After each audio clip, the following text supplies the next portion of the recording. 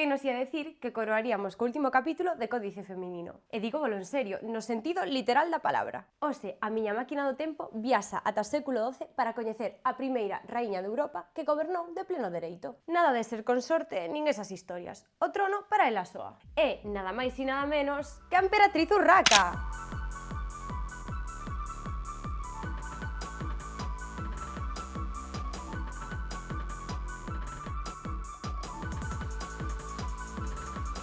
Querida, Majestade, que honra tela aquí no noso podcast. ao principio pensei que era unha artimaña do Samesuga que tiña por marido, pero caícheme ben. E como me dixeches que así me coñecerían alá polo 2000... 2025. Iso. Que viaxe tan longa fixeches? Non che saíron mil chocas nos pés? E que a miña máquina do tempo é 4K, vai como a seda. Bueno, se che parece, comezamos co coloquio, porque quedei con Xelmírez no máis alá, para discutir. Non lle quero roubar moito tempo, pero sí que me gustaría que nos compartise a súa historia, xa que foi unha muller moi trascendental. Canto de amor hai nos casamentos da Idade Media? A ver, se entrevistaches a outros nobres, creo que podes deducir a resposta. Podo imaginalo, sí. O seu pai amañoulle un matrimonio sendo moi nova, non? Sí, os meus pais Afonso VI e Constanza de Borgoña amañaronme un matrimonio con Raimundo de Borgoña. Eu creo que tiña 12 anos, non lembro ben. O meu pai tivo máis descendencia, pero ata o momento tivera todo mulleres e eu era a primoxénita. E que título pasou a ter? Pois ia ser herdeira do trono leonés, pero pouco despois de casar con Raimundo, faleceu a miña nai e naceu un fillo que tivo o meu pai fora do matrimonio. E el recoñeceuno como lexítimo e declarouno herdeiro. Vaya, que agradable o seu pai.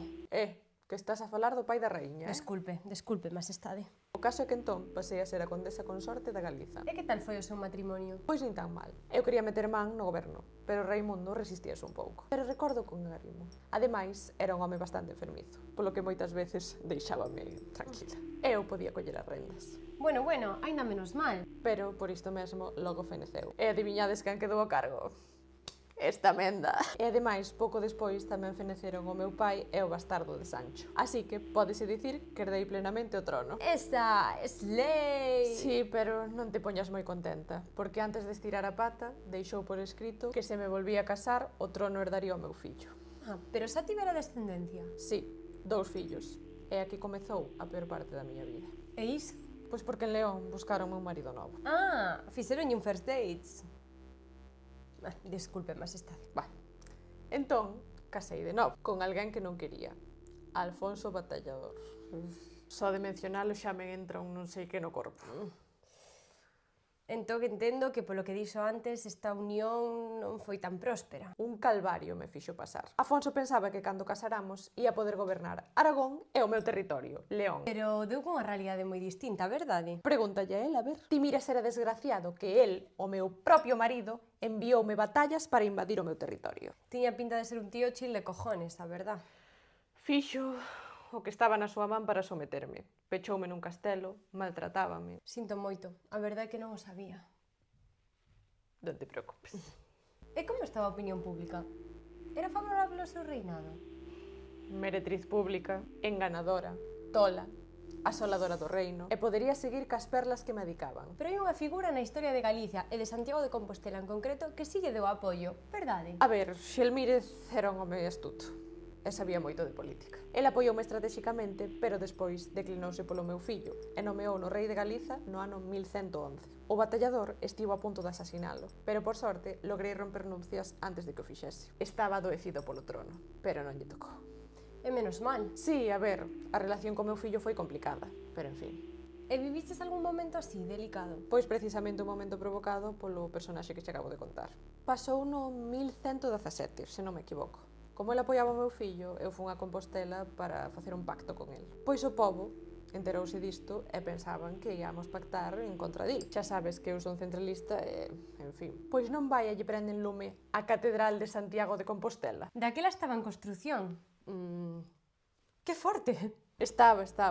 E a min arrastráronme polo bulleiro. Espíronme, pagáronme... Pero a cousa non quedou aí. E cando logrei escapar, mandeilles a unhas tropas e tiveron que renderse. A emperatriz non lle van a dar con estas historias. Emperatriz, que non se nos queda esta verba para nós, verdade? Para min foi moi impactante coñecer a primeira muller que exerceu plenamente o seu reinado en Europa. Pero a fin xa vai chegando. Ao longo destas semanas escoitamos historias de amor, de violencia, de valentía, de poder. e todas protagonizadas por mulleres. A miña máquina do tempo permitiunos rachar con moitos estereotipos que tiñamos sobre a Idade Media e fixémolo aprendendo, coñecendo historias moi interesantes e, sobre todo, poñendo en valor a pegada destas 6 mulleres que cambiaron de algún xeito a historia da Galiza. Esta viaxeira ten que marchar, pero a miña maleta ficou chea de experiencias que xamás olvidarei. Grazas por acompañarme nesta experiencia onde os calendarios andaban tolos e os reloxos non paraban de xirar. Despídome. Non sei se cun para sempre ou cun ata logo, pero dende logo cos ancellos de seguir aprendendo sobre a nosa historia e sobre a historia do reino medieval da Galiza. Non esquezas seguirnos a esta viaxeira no tempo Lara California e a Prado Rúa nas redes sociais. E dadelle moito amor a este proxecto, tanto como que lle pusemos nós. E lembrade que, aínda que todo isto remate, seguiremos abrindo xuntas o Códice Feminino.